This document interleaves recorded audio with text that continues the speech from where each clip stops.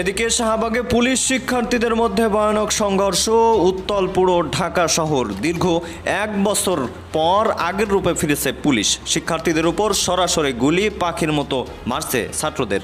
এবার খেপে গিয়ে ডক্টর ইউনূসের ডেডলাইন ঘোষণা দিল শিক্ষার্থীরা। যমুনা ঘেরাও এবং ভাঙচুর করা হলো।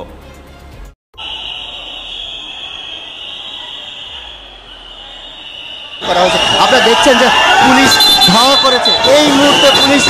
আপনারা দেখছেন যে পুলিশ। দর্শক যে যেখানে আছেন আশা করি ভালো আছেন। এই মুহূর্তে পাওয়া সব থেকে বড় ব্রেকিং নিউজ সেটা হলো ডক্টর ইউনূসের ডেডলাইন ঘোষণা করে দিয়েছে এবার শিক্ষার্থীরা। গত বছর কোটা আন্দোলন নিয়ে শেখ হাসিনার কপাল পড়েছে। এবার 3 দফার দাবি নিয়ে বুয়েট শিক্ষার্থীরা যমুনা ঘেরাও করে কঠিন বিপদে ফেলে দিয়েছে ডক্টর ইউনূসকে। রীতিমতো পাখির মতো গুলি করে শিক্ষার্থীদের মারছে পুলিশ সদস্যরা। দর্শক আগের রূপে ফিরেছে পুলিশ। কথা না বাড়িয়ে চলুন দেখে আসা যাক এই মুহূর্তে পাওয়া সব থেকে বড় ভয়ানক ভিডিও ফুটেজ। আশা করি সঙ্গেই থাকবেন।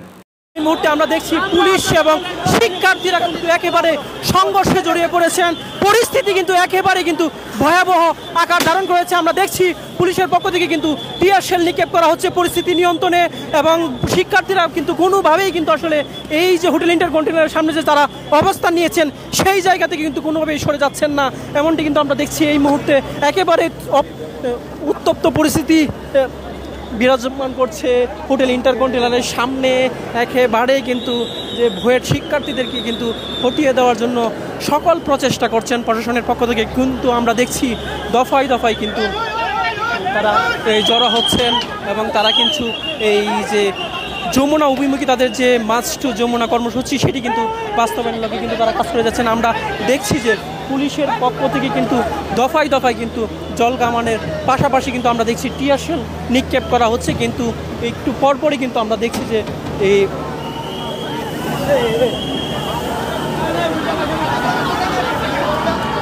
আমরা দেখছি এই মুহূর্তে জল কামানের যে ট্যাঙ্ক ফাটছে।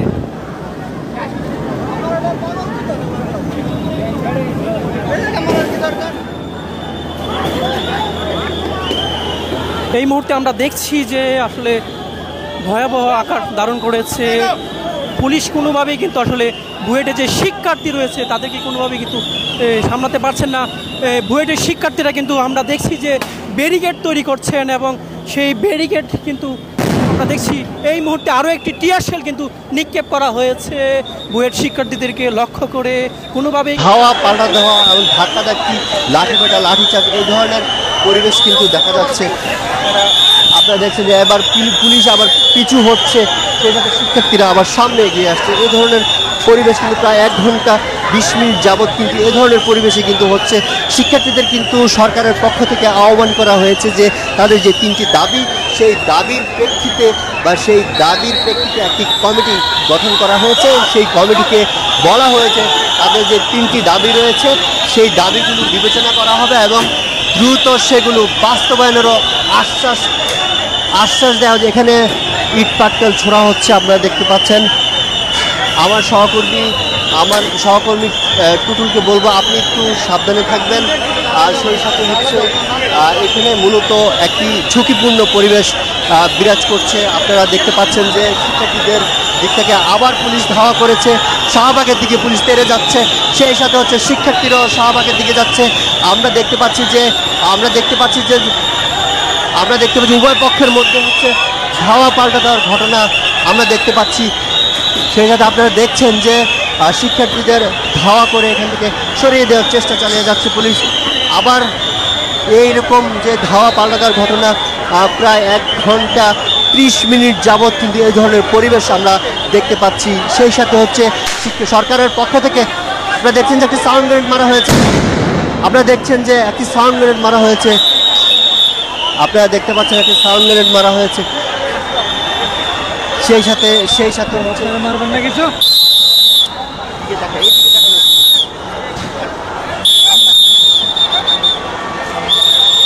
আপনারা দেখছেন যে শিক্ষার্থী এবং হচ্ছে পুলিশ শিক্ষার্থীদের সরিয়ে দেওয়ার চেষ্টা চালিয়ে যাচ্ছে। এখন পর্যন্ত 5 থেকে 6 জন পুলিশ সদস্য আহত হয়েছেন। সেই সাথে শিক্ষার্থীদের ও 7-8 জন আহত হওয়ার ঘটনা আমরা দেখেছি। তো উভয় পক্ষকে আমরা দেখতে পাচ্ছি যে একটি উত্তপ্ত পরিবেশ। আর সরকারের পক্ষ থেকে হচ্ছে আহ্বান করা হয়েছে যে এই যে শিক্ষার্থীদের যে 3টি দাবি, তাদের যে দাবিগুলো রয়েছে সেই দাবিগুলো দ্রুত কিভাবে বাস্তবায়ন করা যায় বা কীভাবে বিবেচনা করা যায় আর কীভাবে সমাধান করলে সবার জন্যই ভালো একটি সিদ্ধান্ত হবে, এই ধরনের। ও মাই গড, ওয়ালটন এখন দেশের সীমানা পেরিয়ে পৌঁছে গিয়েছে 50টিরও বেশি দেশে। ওয়ালটন, ঘরে ঘরে বিশ্বজুড়ে। আপনারা দেখছেন যে আরও একটি সাউন্ড গ্রেনেড নিক্ষেপ করা হয়েছে। সেই সাথে আমরা এখন শাহবাগের যেই মেট্রো রেল যেই স্টেশন রয়েছে সেই স্টেশনের নিচে আমরা রয়েছি। আর কিছুক্ষণ পরে হচ্ছে শাহবাগ যে গোলচত্বর, সেই গোলচত্বর আপনারা দেখছেন যে পুলিশ এখন শাহবাগ যে মেট্রো রেল স্টেশন রয়েছে সেই স্টেশনের ঠিক মাঝখানে হচ্ছে পুলিশ অবস্থান করছে। পুলিশকে আপনারা দেখছেন যে একজন পুলিশ সদস্যকে আহত অবস্থায়, এইমাত্র একজন পুলিশ সদস্যকে আহত অবস্থায় নিয়ে যাওয়া হয়েছে। এরকম কিন্তু প্রায় এখন পর্যন্ত 6-7 জন পুলিশ সদস্য কিন্তু গুরুতর আহত হয়েছেন। অপর পাশ থেকে শিক্ষার্থীদের দিকেও কিন্তু আহত হওয়ার ঘটনা ঘটেছে। সেই সাথে হচ্ছে শিক্ষার্থীরা বলছেন যে তাদের যে 3 দফা, সেই 3 দফা দাবি বাস্তবায়ন করতে হবে। আজ তাদের দাবির প্রেক্ষিতে যেই আন্দোলন, সেই আন্দোলন কিন্তু আপনারা এখন দেখতে পাচ্ছেন। সেই সাথে শিক্ষার্থীরা বলছেন যে এই ধরনের যেই 3টি দফা দাবি রয়েছে তারা অতীত বিভিন্ন বিক্ষোভ, বিভিন্ন অবস্থান কর্মসূচি, মানববন্ধন করেছে, কিন্তু তারা কোনোভাবেই হচ্ছে আমরা দেখতে পাচ্ছি যে একজন শিক্ষার্থী হচ্ছে আহত হয়েছেন। সেই শিক্ষার্থীকে এখান থেকে নিয়ে যাওয়া হচ্ছে। আপনারা দেখছেন যে একজন শিক্ষার্থীকে আহত অবস্থায় এখান থেকে নিয়ে যাওয়া, এখানে আরও একজন পুলিশ সদস্যকে আহত অবস্থায় এখান থেকে নিয়ে যাওয়া হচ্ছে। পুলিশ পিছু হচ্ছে। সেই সাথে হচ্ছে শিক্ষার্থীরা শাহবাগ থেকে আবার ইন্টারকন্টিনেন্টাল বা ফার্ম গেটের দিকে এগিয়ে আসছে। সেই সাথে হচ্ছে এখানকার যে পরিবেশ আমরা দেখতে পাচ্ছি যে প্রায় 1.5 ঘন্টা যাবত। দর্শক, বিপুল সংখ্যক পুলিশ কিন্তু এই মুহূর্তে তাদের অবস্থান রয়েছে এবং পুলিশ কিন্তু আমরা দেখতে পাচ্ছি যে এই মুহূর্তে রমনা থানার যে ডিসি মাসুদ তিনি কিন্তু রয়েছেন। ছাত্র অর্থাৎ প্রকৌশলী শিক্ষার্থীদেরকে কিন্তু ছত্রভঙ্গ করতে পুলিশ সর্বোচ্চ চেষ্টা চালাচ্ছে। দফায় দফায় পুলিশ এবং প্রকৌশলী শিক্ষার্থী অর্থাৎ বিএসসি শিক্ষার্থীদের মধ্যে কিন্তু ধাওয়া পাল্টা ধাওয়ার ঘটনা এখনও চলছে। এই মুহূর্তে কিন্তু রণক্ষেত্র আমরা দেখতে পাচ্ছি যে টিয়ারশেলের যে ধোঁয়া সেটি কিন্তু উঠছে। সাউন্ড গ্রেনেড নিক্ষেপ করা হয়েছে। বেশ কয়েক দফা কিন্তু পুলিশ এবং শিক্ষার্থীদের সাথে ধাওয়া পাল্টা ধাওয়ার যে ঘটনা সেটি ঘটে।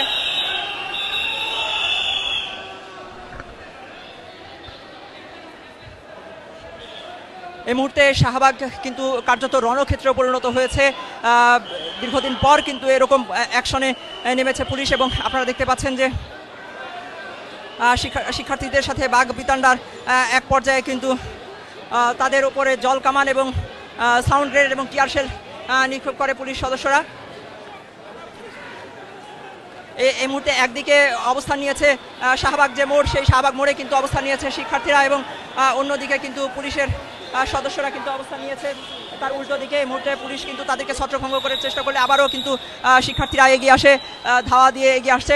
আমরা দেখতে পাচ্ছি যে হাজার হাজার শিক্ষার্থী তারা কিন্তু এগিয়ে আসছে।